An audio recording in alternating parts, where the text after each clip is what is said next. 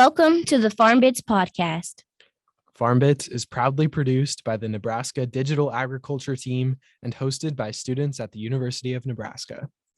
The FarmBits podcast comes to you each week to discuss the trends, the realities, and the value of digital agriculture. Through interviews with experts, producers, and innovators from across the agricultural industry, we hope that you step away from each episode with a new practical knowledge of digital agriculture technology. Hello, FarmBits followers, and welcome to another episode of the FarmBits podcast. I am Asya Macon. And I'm Micah Most, and we are glad to have you with us today. Our guest, Zack Smith, is a fifth-generation farmer from Iowa and one of the co-founders of a very unique farming operation called the StockCropper. The StockCropper leverages livestock and crop production in addition to its key role in providing locally sourced animal protein. Let's get into our conversation. All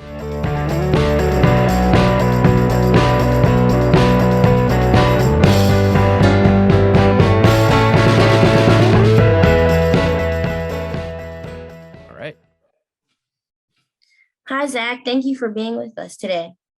So you are known as the StockCropper on YouTube and are also active on several different social media accounts to promote your farming operation. Could you tell us a little bit about yourself and your background in farming? And also, is this something that you've always been involved with?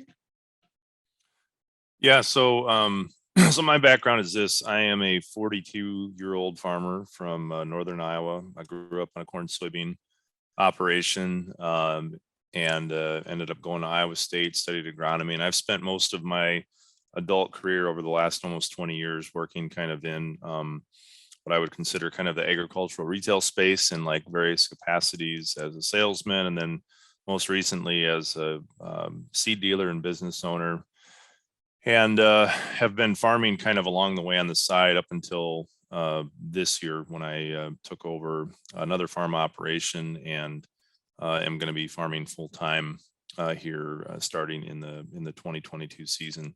So the StockCropper is something that evolved kind of over the way, and it was actually shaped by a lot of those experiences, and we can get into kind of more of the details of some of that stuff. But that's a little bit of who I am in the background story and how I got here today. Definitely. Did you grow up around livestock at all?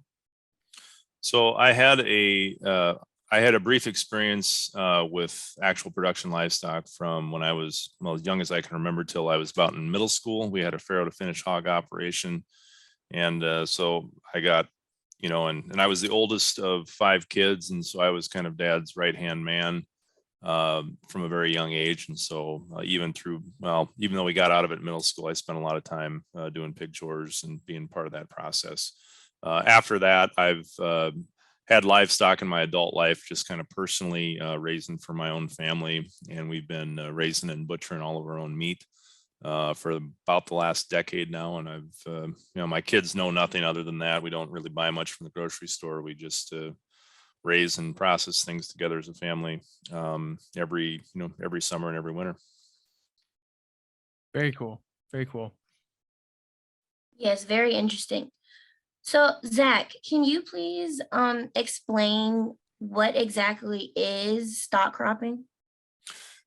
Yeah, so stock cropping is a concept that came about in the spring of 2020, so almost right at 2 years ago. And it came about from the need of needing to differentiate. It was me and a couple other farmers trying to find a way out to get out from underneath low commodity prices and produce something on the farm in a fashion that wasn't a commodity. And so our idea was we were looking at ways to maybe try to, at least initially, try to figure out how to produce just more of commodities by using the principles of what's called strip intercropping, where you alternate strips of corn and soybeans across the field, and you get a boost in the corn production from something called the edge effect, which is just simply more sunlight getting on those outside plants. And so they're able to photosynthesize more, and they can, boost production another 50%. The problem with that is that the crop that's grown in between usually get shaded out somewhat. And so usually that's soybeans and it doesn't grow as well. So what we were trying to figure out is how can we find a way to put something in that space so that we can have increased corn production, but also something with increased value beyond the soybeans in that space.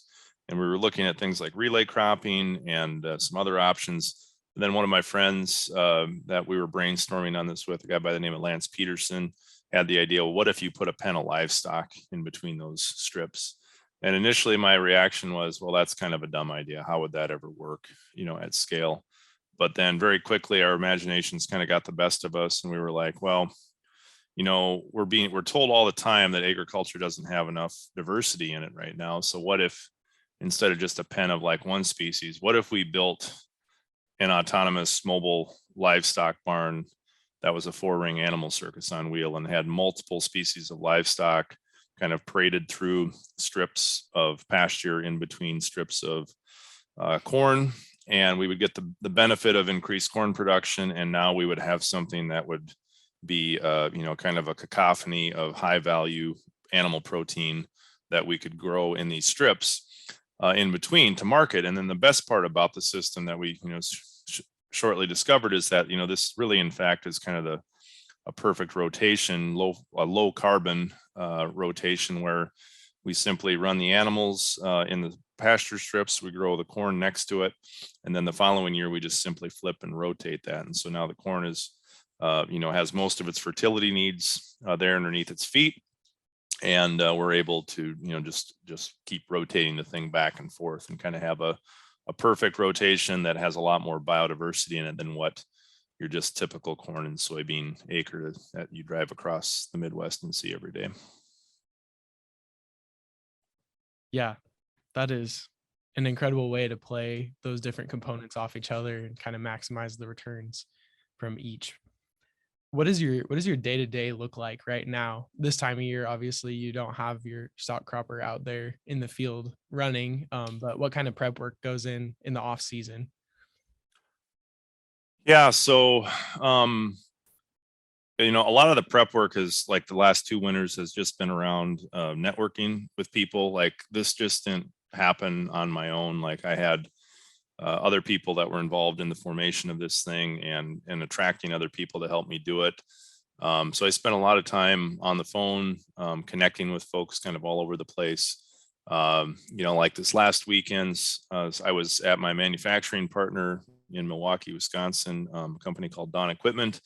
And we were working on the last kind of design bits on the 2022 StockCropper barn that will be our first attempt at a truly autonomous version of the barn. Last year, we were able to program the barn, but it wasn't able to empower the barn last year, but we weren't able to steer the barn automatically. And so that's what we're working on right now, is getting the technology in place to be able to do that. So you're right. Like this time of the year, there's not a lot going on, but within a month here, we'll be planting pasture strips at our research demonstration site outside of Buffalo Center, Iowa, on my own farm, and getting ready for a lot of the promotional activities that we'll have throughout the summer.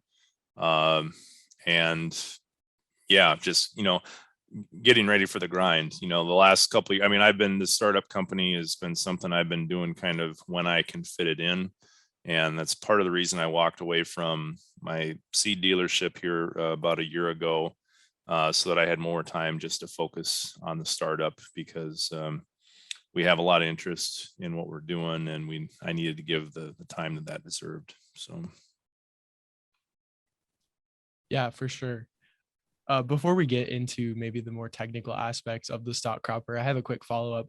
What's in your pasture strips that you'll be planting here soon? Yeah, so the pasture strips are planted at different times based off of when the barn in the summer grazing pattern will be there. But I'll start off with kind of a cool season mix, where we'll have maybe some oats and annual ryegrass and some rape and some peas, and I'm trying to think what else is in that early mix. there's one more thing I'm forgetting. But then we usually, for the summer mixes, like in July and August, we switch to more like drought tolerant species, like Sudan grass and Japanese millet, along with cowpeas. And they've done a nice job of really taking off in the heat of the summer. And then they're also able to come back and be grazed a second time, which we usually hit the same chunk of land twice in one growing season. Sure, that makes a lot of sense. I was just curious. Asia and I are both animal scientists, so we know a lot more about that end of things than the cropping. So, well, you probably know a lot more, but you should probably tell me what I should be planning. I guess maybe I should turn this around, start asking you questions. I think you got things going in the right direction right now. So, yes, it does sound like it. So Zach, what was it like forming the business plan for the StockCropper, and did you have any other previous experiences with entrepreneurship? I laugh because we haven't really formed a business plan. So much of this has just been kind of fly by the seat of our pants. This is, I've been, I guess, a kind of an entrepreneur, but in more of a much more template provided for you. I was a Pioneer seed dealer for 6 years, and that's a fairly straightforward business. You have kind of a set customer list. This is a totally different thing where you have to start something completely from the ground up. And I have a lot of passions in this space, but I have to find really quickly a lot of people that help fill in my shortcomings in my skill set to try to effectively move this forward. So, the one thing that I think I have done right is network and network hard with people. And then I've also participated in a couple things like the John Papa John Entrepreneurial Center. I've gone through a couple entrepreneurial startup programs and had some success there. And that's connected me with other folks to kind of plug into the space. And so I try to just surround myself with mentors and people that know more than me, and that's not too hard to find. So.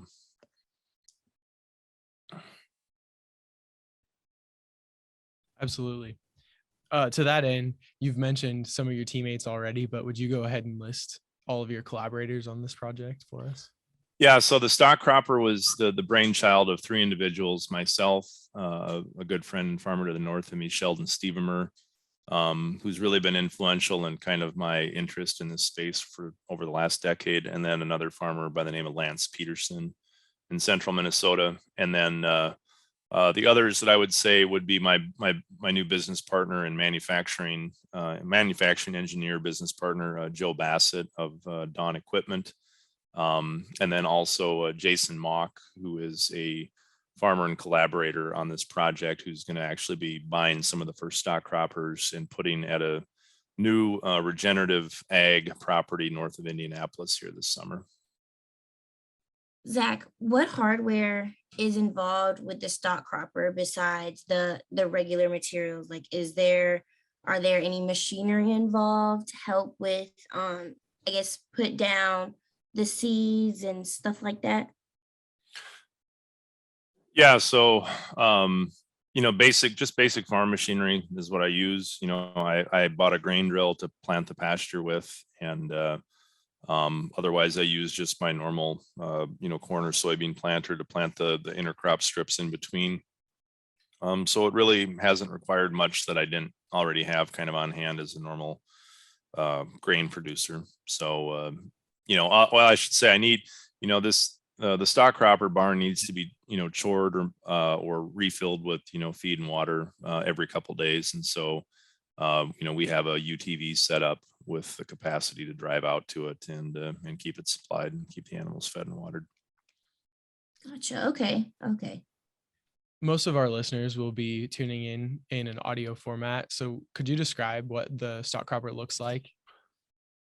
Yeah, so the StockCropper barn, which we affectionately call the cluster cluck, which I think is aptly named, it's divided into 3 or 4 different segments and compartments. So think about and again, we're trying to do things that logically make sense. So we're going into a pasture strip, so we want to have ruminant animals out front. So the past 2 years, we've either had sheep, goats, or we had last year we had a barn with 2 calves in front that would kind of be our lawnmowers to make good use of the forage mix that we had out front.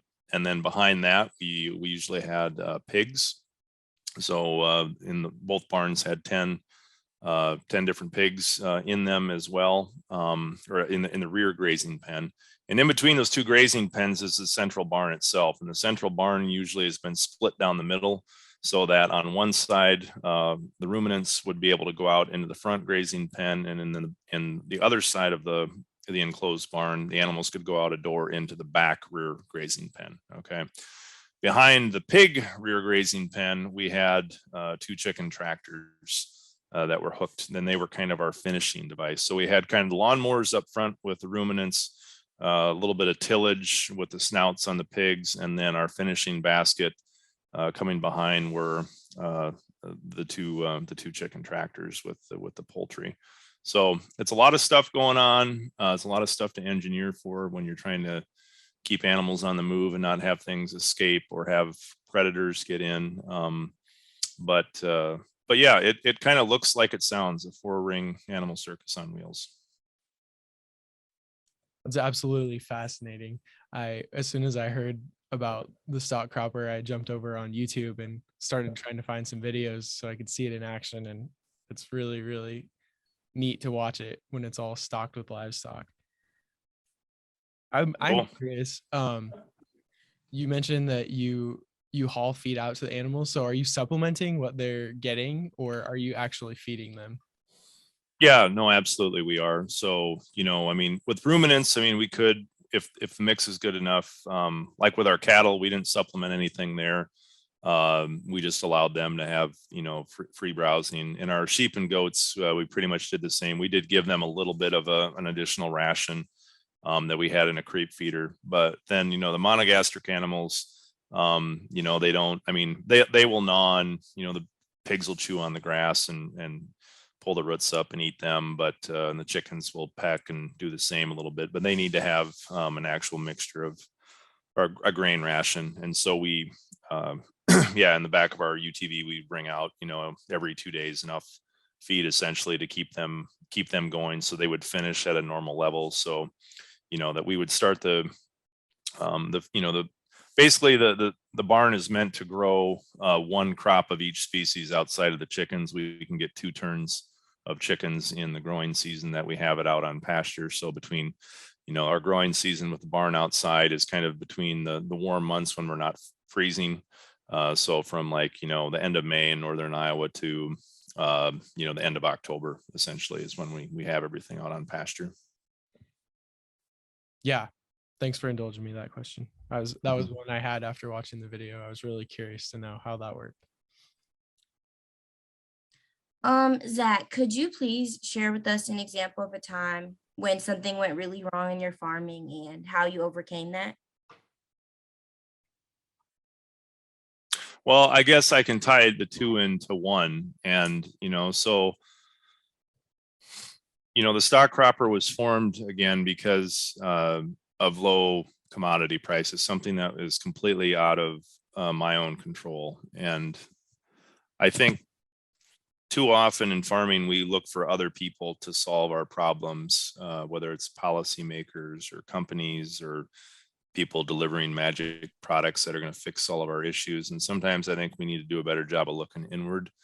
And that's the spot. I think the thing that we got right was we didn't look to other people to solve 270 corn for us. We thought, what can we do differently to find and build value? And I think when times get tough, no matter in what aspect of life, having the willingness to be creative and dig and maybe go outside what the herd is thinking or doing can get you into a lot better spot. And so, that was a really dark time 2 springs ago when we thought there's no way we could ever make money.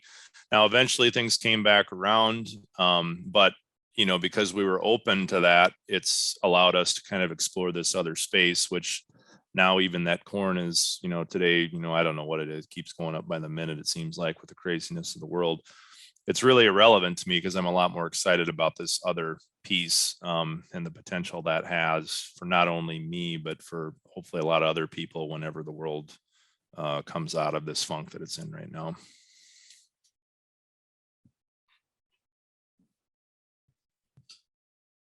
Thank you for that answer. Definitely.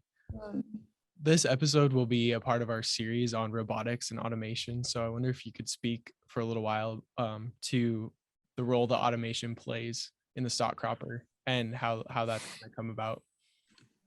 Yeah, so I'll start with saying that when we came up with this idea, we didn't have the expertise to put the automation in. It kind of came in stair steps. So the first year when we built it, because we bootstrapped this thing ourselves, I just simply used what I had. So I hooked up an electric winch with a cable to a battery, and we just had a push button, a way to essentially advance the barn twice a day, once in the morning and once about 5 in the afternoon. And that was the tech we had the first year until the very end. Then we ended up putting electric motors on for our field day to show that we could essentially do this with electric power and move this big contraption. And so from there, that's after we demonstrated that, that's when I entered the partnership with Dawn about 6 months later, Dawn Equipment. And because it became really apparent to me that if this is something that was going to scale, we were going to need to be able to control the barn remotely so that we had the ability to advance it more frequently than what we would want to be there. I mean, imagine having 20 of these things in a field raising livestock.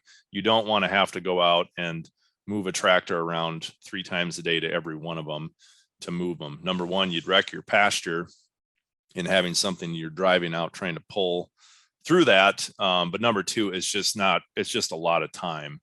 And so I would rather, with having autonomy in this system, it's not because like other farming systems, I want to replace the need for people on the farm. I want the farmer that is doing this to be running around being the artisan animal taker or caretaker with spending time on shoring and making sure the health of the animals and the conditions of the animal is good rather than yanking stuff across the field. So that's where, and especially because the pace of moving the barns changes. It's dynamic. If your forage is short, right, you have to speed it up. As the animals get bigger, they graze stuff down quicker. So you need to change and have the ability to customize that. Or if you have a storm coming in and you're worried about the barn sitting in a low spot and you need to move them to higher ground so that your chickens don't all drown, which is a threat in the system. We need to have the ability to advance and have that automation built in where it will not only propel itself, but guide itself correctly so it doesn't run over, the adjacent crops that we're trying to grow next to it. Mm-hmm. Mm-hmm. That makes a lot of sense. For sure. So what is the advantage to incorporating the StockCropper? And what benefits arise to using this kind of farming? So the biggest benefit, in my opinion, is there's a lot of talk about regenerative agriculture and low carbon footprint farming and trying to provide more value for farmers, but I've yet to see something I think that comes as close to this, where essentially you've created a system that is a self-closed loop where you're growing your own feed grain or your own feed grain ration that you would hopefully get set up to process on your own farm and then feed back to your animals, and your animals are providing all the fertilizer for said feed stuff. And so for people that are interested in something that is very, very efficient and minimizes the need for outside inputs and maximizes the potential for production success through kind of just arranging things differently. I think especially, I say this in everything I'm on, it seems like, but there's going to be 2 different paths in the future of agriculture. One where you're focused just in commodity production, where you just focus on, I need to get as big as I can, as fast as I can, and produce as cheap as I can. And then there's another lane where you're going to be focused on growing products for consumers that care about how things are grown. And you need to have a meaningful story behind that. And so when you sum all that together, that's what I'm trying to put together to hopefully attract people to this and get them interested in the advantage that this system has over some of the other, I would say, competitive narratives or other production systems that don't look like this as much. Exactly. So just to follow up, do you believe that this stock cropping method, do you think that this should be used by all farmers? Oh, it would be awesome. I would love to sell millions of cluster clucks to people. So, but no, I mean, I don't.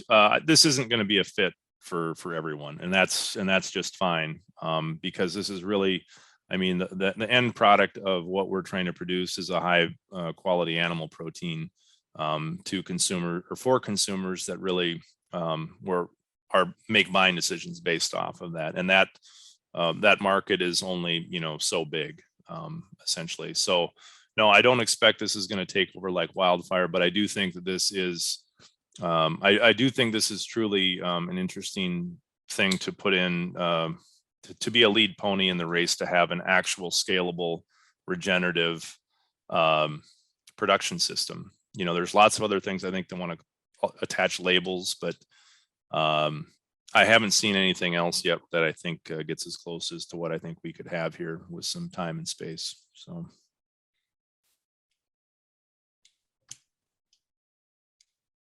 Yeah, as you're taking this product to market, what kind of tech skills will it require to operate the autonomous components? Hopefully as much tech skills as it takes to run an iPhone, which is not much. I mean, we need to make this thing on our side of the fence as idiot proof as possible. And, with capacities to override the tech when things go wrong. So, backup systems essentially to be able to advance and to be able to troubleshoot things. So, but yeah, I don't want, I mean, we need to make it as simple as, that we could have an app where we could voice command and say, Siri, move the cluster cluck, and at 1 p.m. and it would just take care of it and have the GPS guidance on board to steer it, and it would just do what it's supposed to do. Now I know it's a lot easier to say that and do it, and we haven't demonstrated that fully yet, but I think you'll see that from us here this summer. Yeah, definitely looking forward to keeping up with you and seeing what exciting things are yet to come.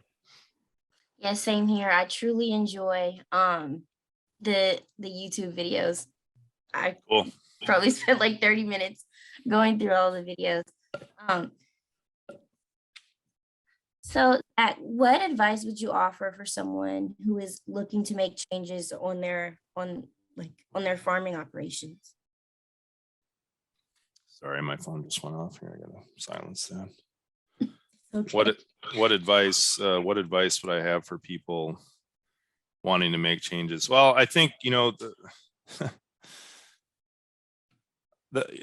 biggest reason people are usually afraid of change or trying to change is the gray matter between their ears, and just or the fear of how they're going to be perceived by others around them in making change. And I've never really been in my life, I've never really cared about what other people have thought much, and it's just been kind of natural for me to, I don't want to say I'm attracted to being different, but I've gained far more in my life in like all the aspects of life, family, business, friendships, by not being afraid to stick out a little bit. And so I guess that's what I would tell folks. I mean, if you're considering change, there's a reason why you are, and it's because what you're doing probably isn't working or bringing you happiness. So what do you have to lose?